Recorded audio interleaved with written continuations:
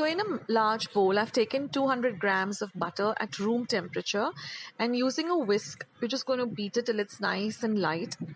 You can use a hand whisk too.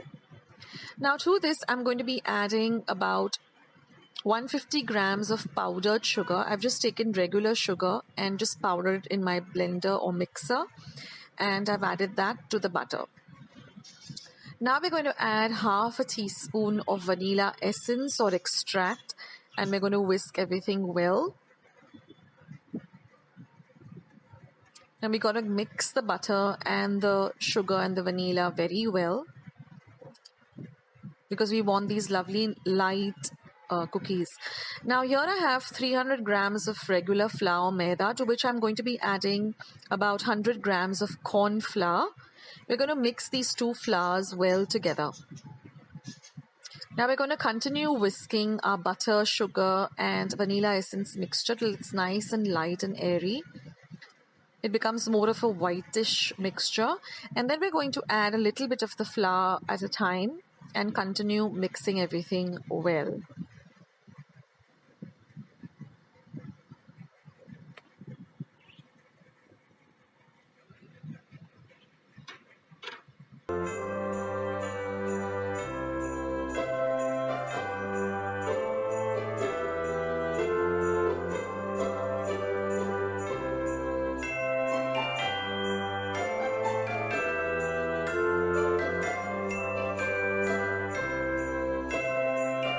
Now once we've mixed the dough well, we're going to divide it into 2 equal halves, and to one of the halves we're going to add about 3 tablespoons of cocoa powder, which is unsweetened cocoa powder. We're going to mix everything well together till the entire mixture becomes a nice brown color. We don't want any specks of white in it. We're going to knead it a little bit so it becomes nice and smooth and easy to work with. And we're going to do the same thing with the plain colored dough or the white colored dough. Just knead it, and this dough is very, very easy to work with. Now we're going to use a very flat, clean and dry surface. We're going to use half of the chocolate colored mixture, and we're going to roll it till it resembles a kind of a sausage.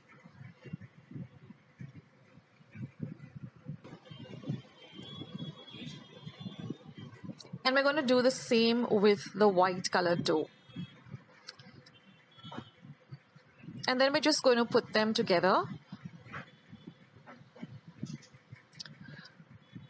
Here is a closer look.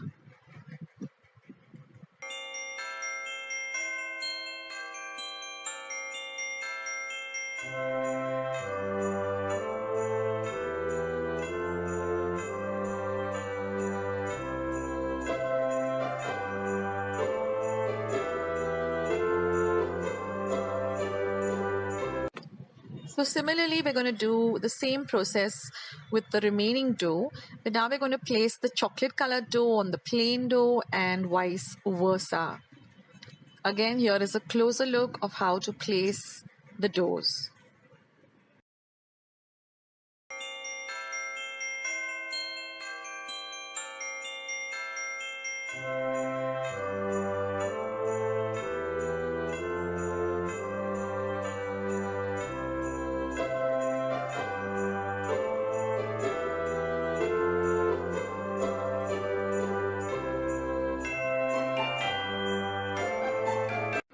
Now we're going to place this onto a baking paper or a butter paper, and we're just going to smoothen everything out so that it is nicely shaped, and ensure that the two chocolate parts meet at the center, and similarly with the white.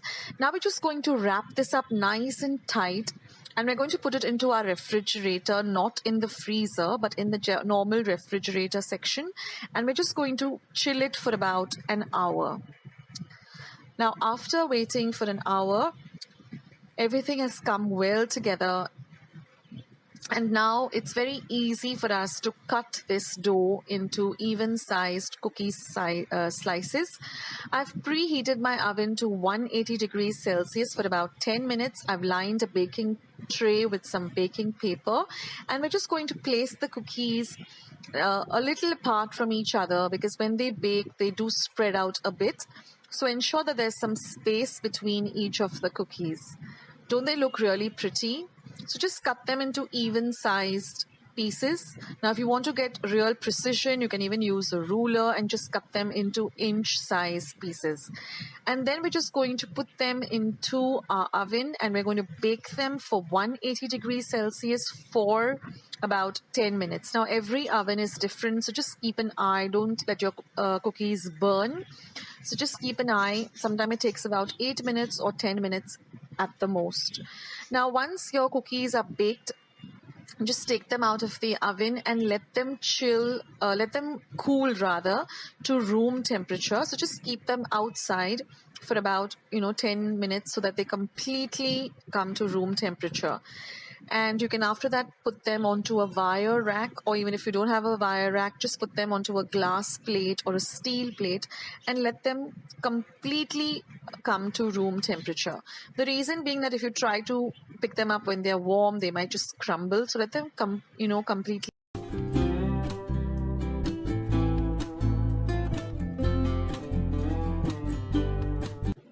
So friends, let's start with today's recipe of kalakanda. It's a super simple and easy recipe. So here I've taken 1 liter of milk and now I'm going to bring this to a gentle boil. Then I'm going to add 1 tablespoon of vinegar and I'm going to split the milk. Basically we're making paneer or cottage cheese. So once the milk splits, just cook it for about a minute. It will curdle up like this. And after a minute, just switch off the heat.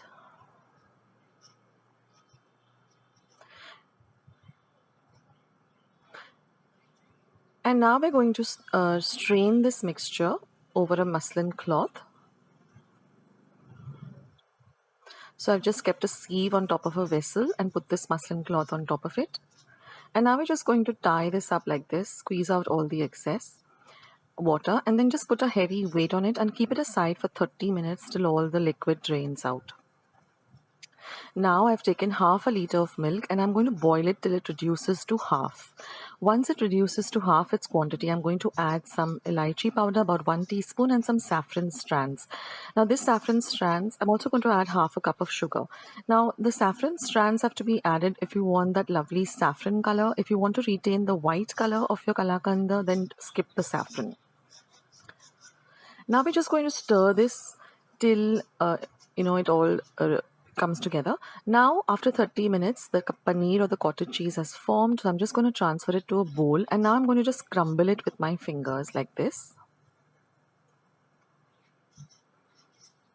Now I'm going to add this to my mixture, the milk mixture, which has reduced to half. And now we're just going to stir all of this till it thickens up and it starts to leave the sides of the vessel.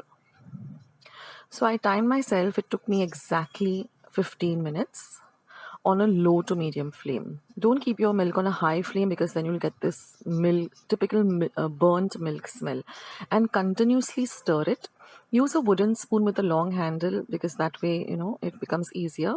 The spoon doesn't heat up. So now you'll see it has started to thicken.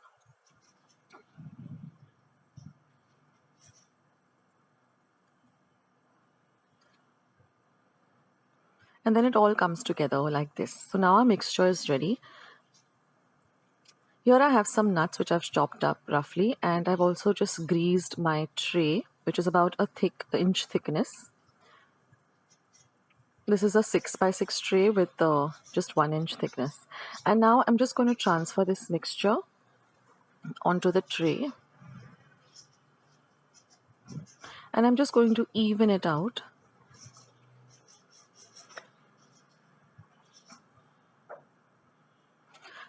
Now I want it to be exactly 1 inch thickness. That's why I'm only, thickening it up to that much or just smoothing it up to that part. Now I just added a few drops of ghee. And now I'm just going to sprinkle the chopped nuts on top.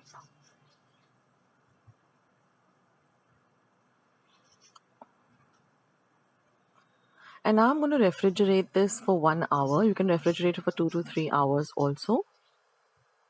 It sets really very fast. And it's all ready. Now all we have to do is just cut it up into squares and serve it. This is a very delicious dessert and it's super simple to make also. All you need is some, basically Basundi kind of a mixture as well as some paneer. So now I'm just going to cut it up like this. It is a little bit crumbly, just slightly crumbly, but that's okay. That's the texture of the kalakanda. But it has set. And you can see, you can easily cut up slices like this. So do try out this recipe, guys, and let me know how you like it. I'll catch you in my next recipe. See you. Take care. Bye.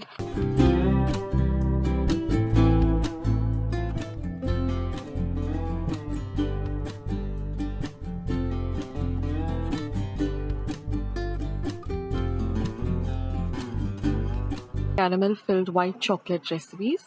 So we're going to start with the white chocolate fudge. These are very simple recipes. So here I've created a double boiler and I'm going to add 200 grams of white chocolate compound. We're going to melt this compound by stirring in between so we get a nice smooth consistency. And now once it gets completely, once it melts completely, we're going to add 100 grams of condensed milk. This is homemade condensed milk. I'll leave a recipe of how to prepare this no-cook 5-minute condensed milk recipe. And then you can take it out from the heat. And now I'm going to add about a quarter cup of mixed dry fruits, that is raisins, almonds, black currants. So you can add whatever dry fruits you have at home, just chop them fine. And now I'm just going to add them to a lined cake tin. And I'm just going to spread it out evenly. And then I'm going to refrigerate this for at least 1 hour. And after 1 hour, it's all ready. So now you can just demold it by lifting up the baking paper. That makes it easier. And then just cut it up into squares. So use a nice sharp knife and cut them up into even squares like this. And our chocolate fudge is all ready. You'll have to store this in the refrigerator. And now we go to the caramel filled white chocolate. This is also very, very simple. So again in the double boiler, I've melted 200 grams of white chocolate compound.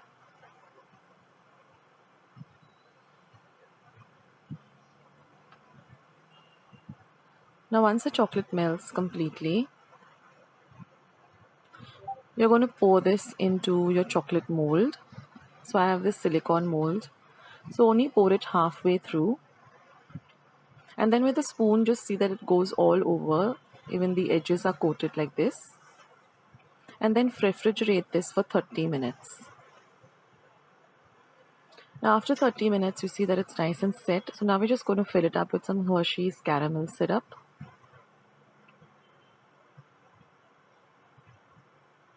You can add chocolate syrup also or strawberry. And again, we're going to freeze this for 30 minutes. And after 30 minutes, I'm just going to fill the remaining white chocolate on top of the caramel because it's set now. Again, refrigerate it for 30 minutes. And then it's all ready to just demold and enjoy. And you can just, smoothen out the edges with a sharp knife. And that's it, guys. Your caramel filled white chocolate is all ready. So I hope you enjoy.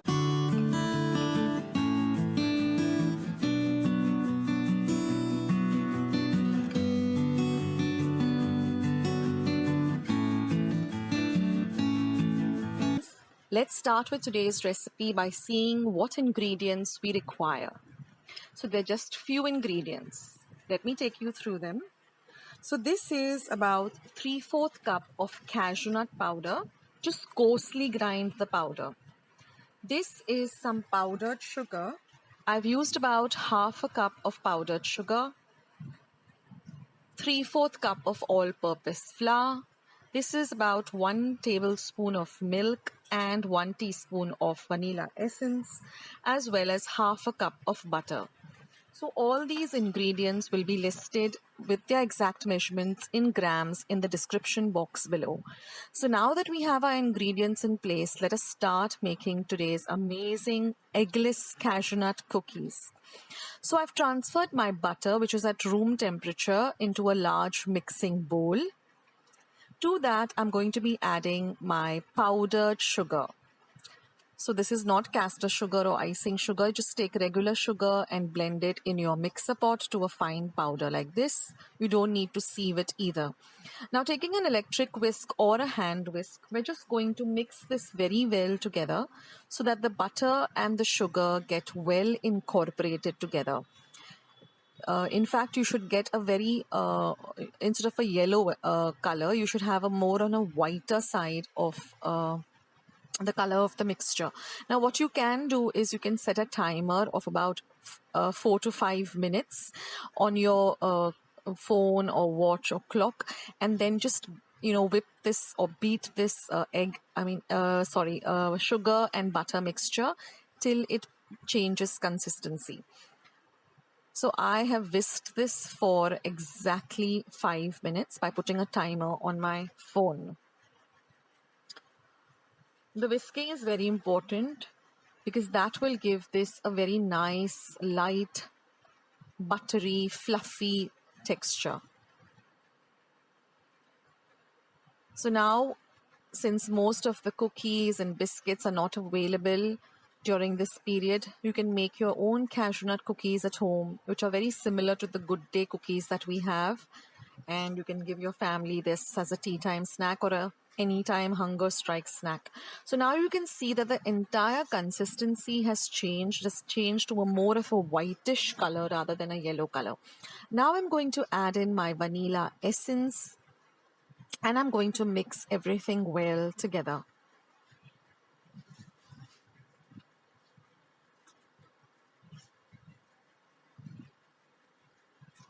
Now I'm going to add this cashew nut powder.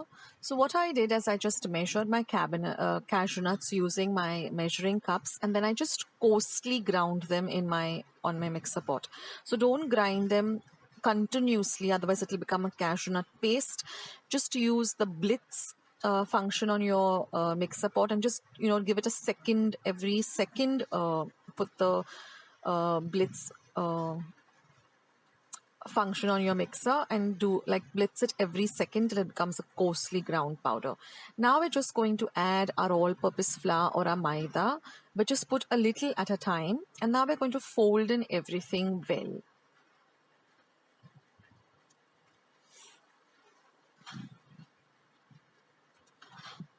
Now this is how it will look, and now I'm just going to add my milk a little at a time and again mix everything. You can even use your hands till you get a nice soft yet a firm dough.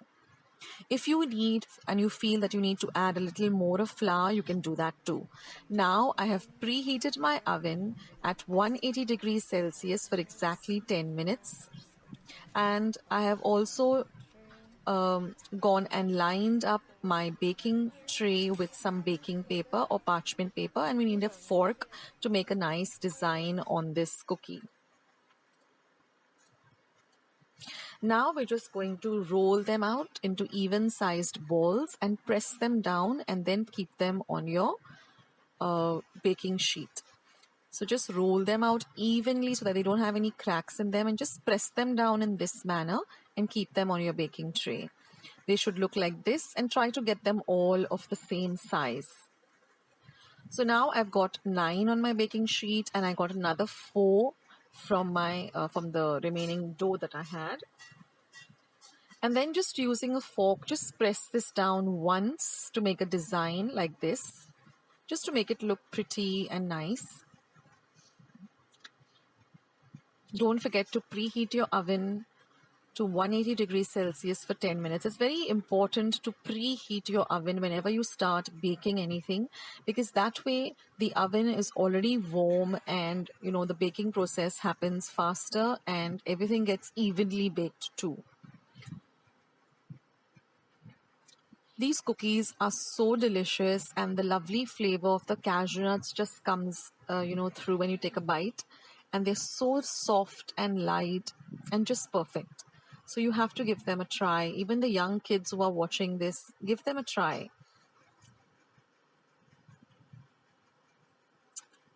And now once all this is done, we're just going to put it into our oven and bake it for about 8 to 10 minutes.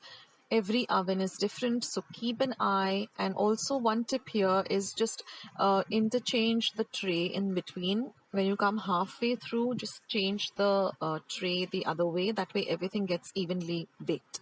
And you can see how lovely they've changed their color into a lovely golden brown. I don't want them to be very dark. I want them to be light golden brown.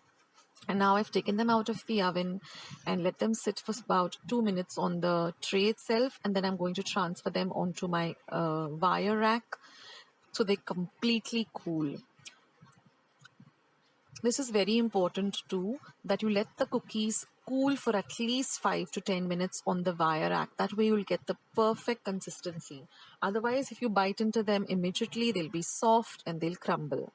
And these are our cookies all ready. Homemade eggless cashew nut cookies. You can have them as an anytime snack or just have them with a hot cup of tea or coffee. Hope you give this a try. Do leave it a thumbs up and also leave your comments down in the description box, in the comment section below. Thank you.